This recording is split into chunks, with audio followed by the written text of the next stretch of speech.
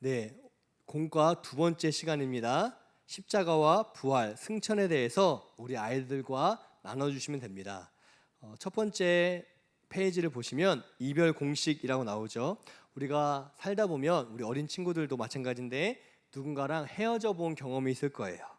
뭐 이사를 가거나 전학을 가거나 그렇게 해서 친구들과 헤어진 친구가 있고, 또 유치원에서 이제 초등학교로 진학하면서 친구들과 헤어지는 경우도 있죠. 그러니까 너무 사랑하고 너무 좋아했던 친구인데 또 거리가 멀어서 헤어질 수밖에 없는 때도 있어요. 또 가슴 아프지만 사랑하는 할아버지 할머니가 돌아가셔서 더는 이 땅에서 만나지 못하는 그런 또 이별의 순간들이 있습니다.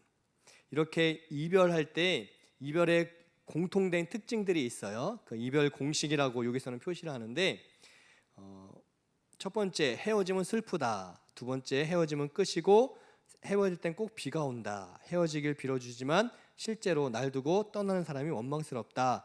여러 가지 이별에 대한 내 느낌을 쓸 수 있는데, 요 밑에 보시면 당신이 알고 있는 이별 공식은 무엇입니까? 우리 친구들이 헤어져 본 경험들을 잠깐 나누도록, 유치원 때 친구건 뭐 작년 내가 한 살 더 어렸을 때 우리 반이었던 친구들과 헤어지는 것이건, 또는 이사간 친구들의 이야기, 또는 내가 이사를 가서 헤어진 이야기들을 이때 잠깐씩 할 수 있도록 안내를 해주시면 되겠습니다. 그 후에 바로 이런 헤어짐이 우리 예수님과도 있었음을 이제 우리 아이들과 자연스럽게 이어서 설명해 주시면 됩니다. 우리가 사람과 사람이 이 땅에서 헤어질 때가 있지만 하나님, 특별히 예수님과 우리가 헤어지는 순간이 있었음을 가르쳐 주면 되는데, 그것은 아주 특별한 그런 이별의 순간이었음을 가르쳐 주시면 됩니다. 두 번째 페이지에 나오는데요, 예수님의 중요한 사역에 대해서, 십자가 사역에 대해서 이 페이지에 딱 정리를 해서 설명해 주고 있습니다. 예수님께서 십자가를 지셔야만 했던 이유가 있어요. 나는 선한 목자라, 선한 목자는 양들을 위하여 목숨을 버리거니와 나는 양을 위하여 목숨을 버리노라.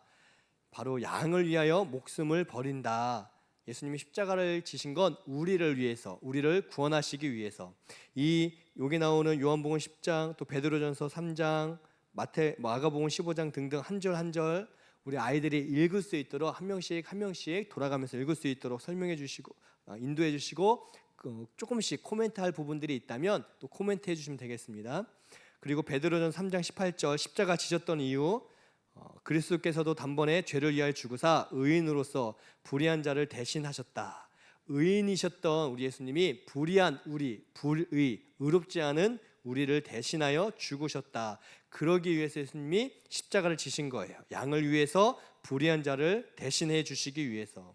그러면 십자가 사건은 무엇인가? 가운데 있습니다.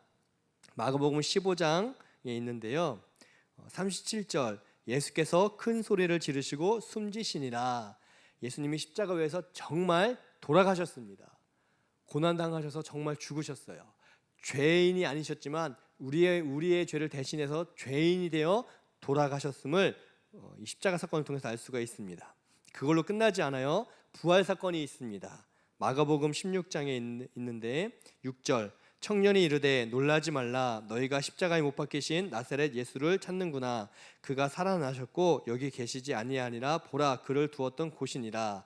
6절의 이 청년은 사람인 젊은이, 청년이 아니고 천사를 의미합니다. 천사가 이야기하기를 십자가에 못 박혀 죽으신 그 나사렛 예수가 살아나셨다라고 분명히 말씀하고 있어요. 3일 만에 살아나셨습니다.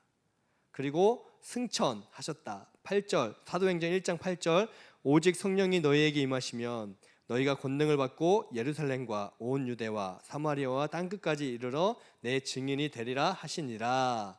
성령이 너에게 임하시면 너희가 권능을 받고 내 증인이 될 것이다 라고 이야기하셨어요.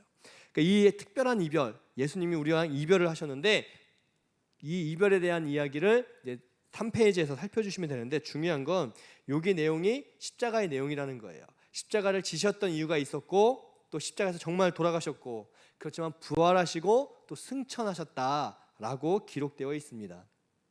아주 중요한 내용들인데, 자, 그러면 3페이지 첫 번째 질문입니다. 예수님의 십자가 사건은 제자들 중 누구도 예상치 못했던 가슴 아픈 사건이었습니다. 그러나 예수님에게는 이 길밖에는 없었지요. 그 이유는 무엇인가요? 예수님이 십자가에서 돌아가신 것은 너무나 가슴 아픈 일이죠. 우리를 가장 사랑해 주셨고 또 우리가 가장 사랑하는 바로 그 예수님이 십자가에서 돌아가셨습니다. 근데 이것 말고는 방법이 없었어요. 왜냐하면 왜 그렇게 예수님이 십자가에서 돌아가실 수밖에 없었냐면 의인으로서 불의한 자를 대신하시기 위해서. 베드로전서 3장 아까 앞에서 읽은 내용이죠. 의인으로서 불의한 자를 대신하시기 위해 죄 없으신 예수님이 죄인인 우리를 살리기 위해 대신 죽으신 거예요. 예수님이 돌아가시면서 우리가 죄에 심판받지 않고 우리가 하나님의 백성, 하나님의 자녀가 될 수 있었습니다. 죄 없으신 예수님, 의인이신 예수님이 죄인인 불의한 의롭지 않은 우리를 대신하여 돌아가신 거예요. 이 십자가의 형벌은 모든 사람이 지어야 될 죄의 대가였습니다. 그런데 예수님이 대신 짊어 주셨다는 거죠. 두 번째, 예수님께서 제자들과 두 번 이별을 하신 이유는 무엇일까요? 첫 번째 이별은 십자가에서 돌아가시면서 예수님이 우리랑 헤어지게 되셨어요. 그런데 그 십자가에서 돌아가신 이유는 죄사함, 우리의 죄를 용서해 주시기 위해서 이별한 거예요. 우리의 죄를 대신 짊어지시기 위해서 예수님이 십자가를 지셨습니다. 우리를 용서해 주시기 위한 십자가의 이별이 첫 번째고요. 두 번째는 부활하셔서 제자들과 같이 계시다가 시간이 흘러 하늘로 승천하셨어요. 그때 승천하신 두 번째 이별을 하게 됩니다. 그런데 두 번째 이별의 목적은 성령 강림을 위한 이별. 예수님께서 1장 8절에 오직 성령이 너에게 임하시면 이라고 말씀하고 있어요.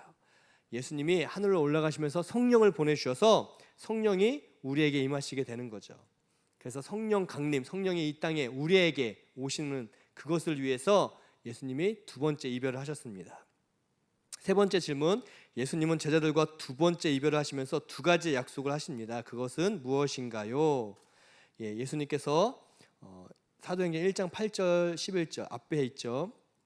오직 성령이 너에게 임하시면 내 증인이 되리라. 첫 번째는 성령 안에서 예수님의 증인이 되는 거예요. 그것을 예수님이 약속해 주셨어요. 성령을 받으면 우리가 예수님의 증인이 된다. 예수님이 정말 십자가에서 우리를 위해 돌아가시고 부활하셨다. 이 증인이 되는 거예요. 복음은 우리를 위해서, 우리를 구원하기 위해서 예수님이 오셨다는 것이죠. 그 예수님이 십자가를 지시고 돌아가시고 또 부활하셨다. 그래서 우리가 예수님을 믿어 구원받는다. 바로 이런 증인된 삶. 증인은 내가 알고 있는 것, 내가 분명히 보았던 사실을 이야기하는 사람이잖아요. 내가 예수님을 믿어요. 내가 예수님을 사랑합니다. 이것을 고백할 때 증인이 되는 거예요. 오직 성령이 너희에게 임하시면, 예수님을 믿으면 누구든 성령께서 우리 친구들 마음에 찾아오신다는 것, 그리고 성령 안에서 우리가 예수님의 증인이 되어서 살아가도록 예수님이 약속해 주셨어요. 그런데 그 약속을 이루기 위해서 우리가 실제로 우리의 삶의 자리에서 친구들에게, 하나님을 알지 못하는 분들에게 예수님을 전하는 증인된 삶을 살아야 되죠. 두 번째, 11절에 보시면 맨 마지막 즈음에 너희 가운데 하늘로 올려지신 이 예수는 하늘로 가심을 본 그대로 오시리라. 예수님은 그대로 오실 것이다, 돌아오신다 라고 약속을 해주고 있습니다. 예수님이 이 땅에 다시 오실 거예요. 그걸 재림, 두 번째 오신다 라고 해요. 그래서 우리 친구들이 예수님이 다시 오시기 때문에 그 예수님 앞에 그 예수님을 사랑해서 이 땅에서 증인된 삶을 살아야 된다. 첫 번째, 두 번째가 다 하나의 이유라는 거죠. 이것을 우리 친구들에게 가르쳐 주시면 됩니다. 우리 친구들이 예수님을 믿어 구원받았고 구원해 주신 그 예수님이 또 하나님을 알지 못하는, 하나님을 모르는 이들에게 구원해 주신 그 예수님을 전해주는 사명이 우리에게 있음을 가르쳐 주시면 됩니다. 마지막 페이지예요. 버킷리스트. 만약 당신이 곧 죽게 되어 하나님 나라에 가거나 얼마 지나지 않아 예수님께서 이 땅에 오신다면 남아있는 시간 동안 무엇을 하시겠습니까? 버킷리스트, 죽기 전에 하고 싶은 일. 만약 우리에게 죽음이 한 달 뒤에 찾아온다면 이 땅에서 한 달 동안 나는 무엇을 할 것인가, 이 버킷리스트 작성이라고 하거든요. 우리 친구들이 하나하나 한 서너 가지 쓸 수 있으면 좋을 것 같아요.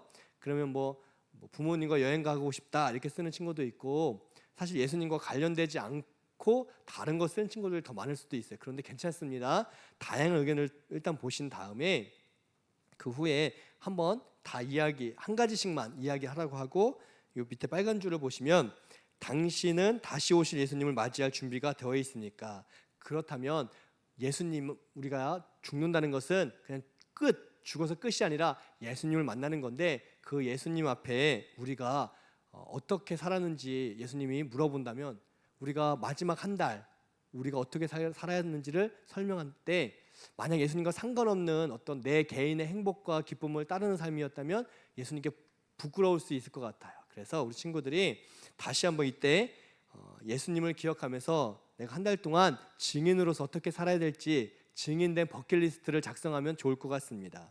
그리고 그렇게 예수님을 위해서 내가 한 달 남은 기간 동안에 마음껏 먹고 싶은 거 먹고 TV 보고 유튜브 보고 그렇게 끝나는 허무한 한 달이 아니라, 나를 위해서 십자가 지신 그 예수님을 위해 내가 한 달 동안 무엇을 할 것인가 진지하게 한번 써보라고 해주시고요.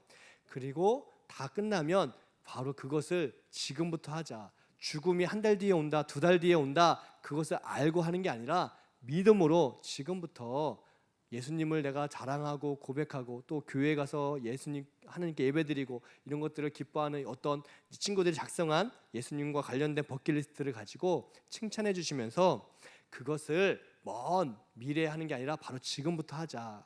우리의 죽음이 한 달 뒤, 두 달 뒤여서가 아니라 우리는 앞으로 많은 날을 살 텐데, 그러나 지금부터 예수님을 위한 삶을 살자, 예수님을 전하고 증인된 삶을 살자라고 격려해 주시고 축복해 주시면 됩니다. 이렇게 2과의 마지막 부분까지 나눠주신 후에 선생님들께서 예수님의 십자가와 부활을 우리가 믿기 때문에 우리 친구들이 구원받은 것이고, 또 그것을 다시 예수님 오실 때까지 또 다른 친구들에게 전해줄 수 있는 귀한 친구들 되었으면 좋겠다고 축복해 주시면 됩니다. 이 2과를 할 때에는 금요일 날 저녁에 공동체 훈련에 이제 전도 대상자 작성하는 시간이 있어요. 그 공동체 훈련에 그때 아마 우리 유초동부 친구들이 예수님을 믿지 않았던 친구들 이름, 뭐 가족의 이름, 친척의 이름을 아마 썼을 거예요. 그리고 잠깐 기도하는 시간을 금요일 저녁에 가졌을 겁니다. 토요일 오전에 다시 한번 이 시간에 이 버킷리스트 작성하는 시간에 그 후에 마지막 부분에서 어제 금요일 날 저녁에 공동체 훈련에 썼던 전도 대상자들, 하나님 알지 못한 친구들의 또 가족들의 이름을 기억하면서 우리 그 친구들에게 증인이 될 수 있도록 우리 누구누구 우리 유초동부 아이들이 전도하자, 그리고 예수님을 전하자, 교회 가자고 말을 하자, 그것은 부끄러운 고백이 아니다 라고 가르쳐 주시면서 또 함께 기도하는 시간을 가지면 더 좋고, 아니면 선생님께서 그런 전도 대상자들 우리 친구들이 잘 증인으로서 예수님을 전할 수 있도록 기도해 주시고 마무리해 주시면 되겠습니다. 2과도 1과랑 마찬가지로 20분을 기준으로 하되 조금 더 늦게 오버되는 건 괜찮습니다. 그런데 일찍 끝나지 않도록, 일찍 끝났어도 최소 20분까지는 우리 아이들과 함께 공과의 내용에 집중할 수 있도록 선생님들께서 잘 시간 배정을 해주시고 또 가르쳐 주시면 감사하겠습니다. 2과 내용 이렇게 마치겠습니다. 감사합니다.